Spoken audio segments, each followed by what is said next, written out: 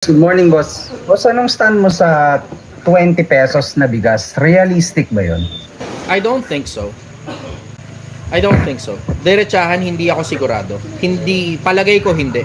Kasi magkano na ang ano eh. Teka. Kung ang pinag-uusapan natin 20 pesos na palay, realistic 'yun. Pero 20 pesos na bigas, malabo sa sabaw ng puset 'yun. Magkano pinakamurang bigas ngayon? Baka nasa 40 o 50. Hindi kasi ako bumibili ng pinakamurang bigas eh. Kasi dito, kung ano yung binibili namin dito, yun na rin yung kinakain namin. Ang binibili namin dito, Coco Pandan eh.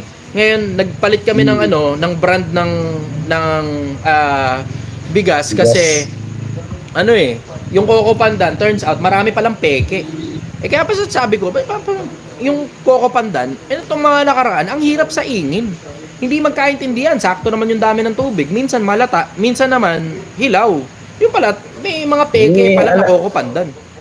Alam na kung saan galing. Di ko alam. Diretso, hindi ko alam. Basta nag-research ako sa Facebook. Sinasabi rin nila sa Facebook na may mga peke pala na Coco Pandan. Ngayon, ang nangyayari, either hinahaluan daw ng ibang bigas, tapos tsaka hinahalo na ganun para wala sa hulog, ganun.